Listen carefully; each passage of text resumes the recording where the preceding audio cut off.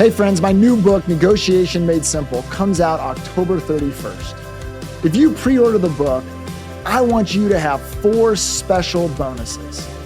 The first is the negotiation preparation checklist.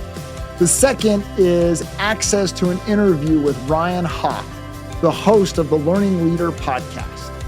Third is a group coaching experience where I will be taking questions and helping people deal with their actual negotiations. And fourth is a live webinar where I will teach people how to use the negotiation preparation tool.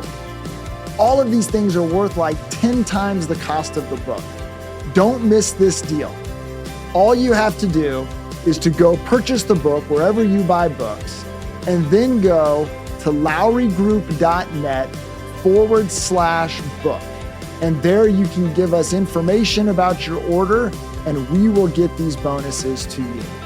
Be sure to go out and pre-order Negotiation Made Simple.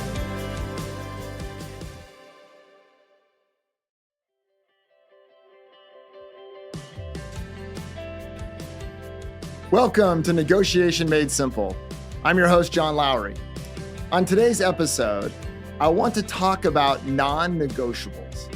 Now, this word has been popularized through kind of the self-help world. And there's been lots of talk about our non-negotiables personally that will drive us to become a better version of ourselves. Those have to do with what we eat. They have to do with the boundaries that we set. They have to do with relationships. They have to do with a wide variety of things. But today I want to talk about non-negotiables in a totally different setting, in the world of negotiation. Now, in negotiation, non-negotiables, these are moments where people are just unwilling to give. They take a position and they stick to that position. And it requires a certain level of power to come to their side. And so, for example, as a consumer, we run into this all the time, right? And COVID brought this on, where we had disruptions in the supply chain. And as a result, the good old-fashioned law of supply and demand suggested that demand stayed the same, but supply went down. And so the value of the products went up. That's why we've experienced so much inflation. But in the context of that, what happened from a negotiation standpoint is that people didn't have to negotiate anymore. Because supply was so limited, they could typically just name their price. And as a result of that, they pushed the limits on that, as you would expect.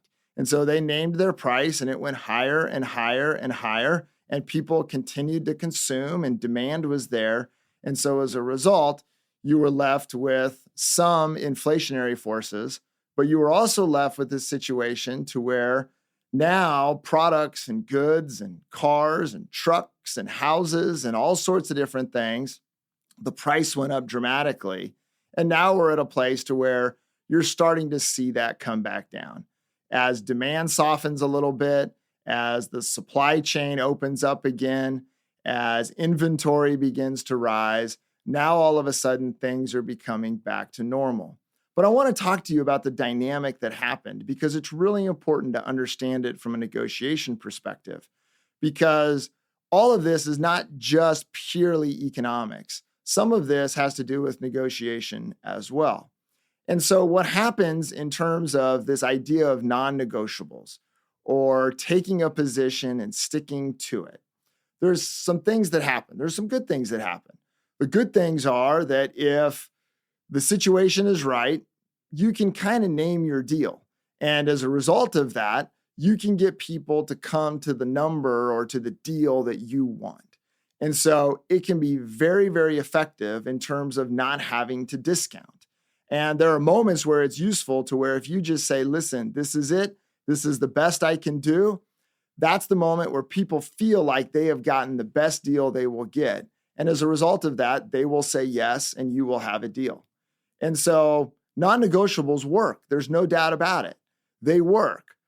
But there is a downside to non-negotiables. And the downside to non-negotiables is they don't make people feel very good about the deal. And so what that means is that people aren't likely to come back for another deal, or they're not likely to come back and buy another car from that dealership, or come back and hire your firm as a consultant, or come back to you as a doctor, whatever the case might be. It just is such a thing to where they don't want any more of it. And so there was a famous oil tycoon in the 20th century. His name was J. Paul Getty. Some of you may have heard me talk about him before, but there's a huge art museum named in his honor right above the 405 freeway in Los Angeles. And he was an oil tycoon, and he was in the oil business. And he had this famous quote that said, "If you have to make all the money in a deal, chances are you won't have very many deals." And here 100 years ago, when J. Paul Getty said this, he had this idea in mind of the non-negotiable. And he recognized that while you can make some money with it, it can also be a very destructive practice in terms of long-term business relationships. And so where we are is thinking about, okay, what do we do about these non-negotiables? Okay, let me give you another example, a very practical example. This is a story that a friend of mine tells, and I love this story. And it's a story about him going to buy some furniture with his wife one day. So he goes down to this furniture store, and he walks in, and they're trying to buy a new bedroom suite of furniture. And they've not bought one in a long time. They've never bought a brand new suite of furniture for their bedroom. So this was a big moment for my friend and his wife. So they go into this furniture store, they find this set of furniture that they absolutely love. And so they start talking about price. And it's a pretty expensive set of furniture. I think it's, $13,000, $14,000, $15,000, something along those lines. And so my friend, who teaches negotiation and does this kind of work, he starts trying to work a deal. And so he's asking all the right questions. He's exploring what the deal is. And there is nothing coming from the other side. The salesperson says, "Sir, like the price tag price, that is the price. There is absolutely no discount.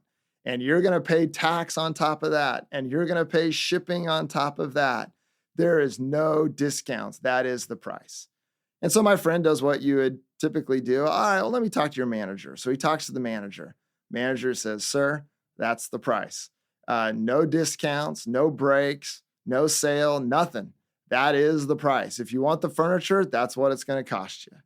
So he pushes it to the next layer, and he actually gets the owner of the store.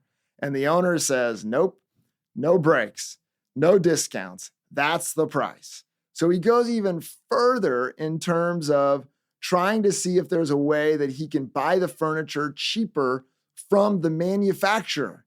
And he finds out, nope, can't buy the furniture from the manufacturer. No way to find it for a cheaper price at another retailer. Like that is the price of the furniture. And so finally, my friend and his wife, they decide to splurge on themselves. They're going to buy the furniture. And so they go in that day and they're going to just bite the bullet, buy the furniture, and be done with it and splurge on themselves.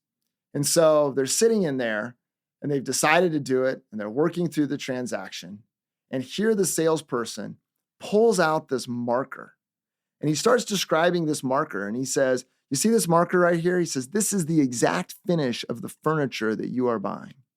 He says, "Is there a chance that that furniture might get scratched in your home?" And my buddy said, "Well, absolutely there's a chance, because we have kids, and we're going to have grandkids soon. And as a result of that, someone could scratch it." And he says, "Well, all you have to do is just take this marker and just color in the scratch. And the moment you do so, it'll look good as new, and no one will ever know that the furniture has scratched." So here was the moment where my friend thought that this was going to be the give. This was going to be the little tiny discount. This was going to be the gesture that the furniture company gave him, expressing appreciation for their business. But no, it wasn't that moment. The salesman looked across the table and said, "Okay, sir, I'll be glad to add it to your package. It'll be $17.95. And in that moment, they went ahead, they bought the marker, they walked out of there, and they got in their car. My friend looked at his wife and he said, "How do you feel?" And she said, "Well, I'm excited about the furniture, but I don't feel great about what just happened. And he said, I don't either. But he said, here's what we're going to do. He says, we're going to make ourselves feel better. He says, I don't want to walk into our bedroom and have us lament the deal every time we see the furniture. He's like, I don't want that to be what goes on at home. He says, we're going to feel good about the furniture and just know that we splurged on ourselves and that was okay. But he said, in order to make us feel better about this deal, let's commit to this. Let's commit that we never buy another piece of furniture from this store. And so he and his wife agreed, and they've never been back. So that's the downside of taking this non-negotiable approach to business, or to having this as your strategy to negotiation. It can help you get a deal in the moment, and it can help you get a really good deal in the moment, but it may end up costing you down the road. So you've got to be careful. All right, now what do we do with non-negotiables? What do we do if we find ourselves in a situation like my friend did, to where there is just nothing to negotiate? Well, I think the important thing is to understand that when you have a situation like that, it's important to try to link in other aspects of the deal where there might be flexibility and there might be the ability to negotiate a little bit. And so usually in all deals, there's different things that you can talk about. Even in a straightforward kind of consumer transaction, you can talk about the tax, or you could talk about the shipping, in this case of the furniture, or other things, kind of like my friend explored. And that's a great way. And what you often find is that maybe in the price, because of something that's beyond your control, there isn't any flexibility. But there is flexibility in some of the other parts of the deal. And so that's really, I think, the best way to work out of a non-negotiable situation, to where you can actually get a deal even if there isn't going to be any negotiation on one particular element. It's non-negotiable. Now, the way to do it, I want to give you the technique as well, is the question if.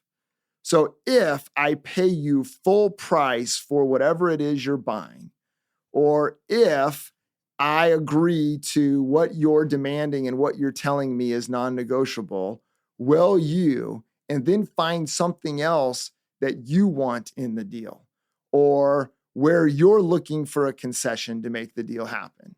Now, if they say no, kind of like my friend's experience at this furniture store, well, then you got to do what he did and decide, do you want to move forward or not?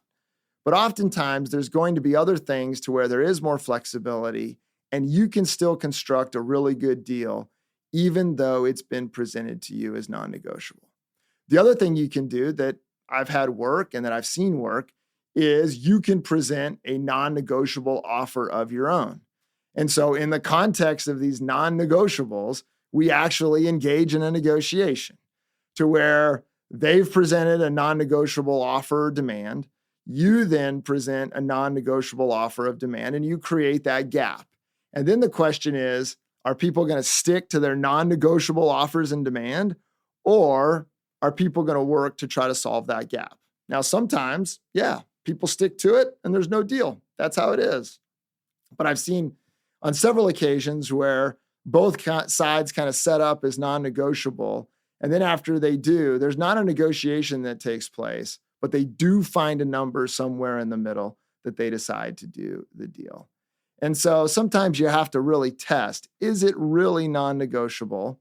Sometimes the answer is going to be yes, but I think you'll find that many times the answer is actually no. There is one move that can happen in order to get the deal.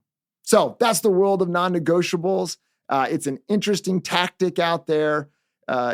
Economically, we've been in a situation to where that's been at play a lot more than usual, but I think we're kind of shifting it back. So use it where it makes sense, but be careful about it because there is a cost to it. Thank you so much for joining us on this episode of Negotiation Made Simple. We'll hope to see you again soon.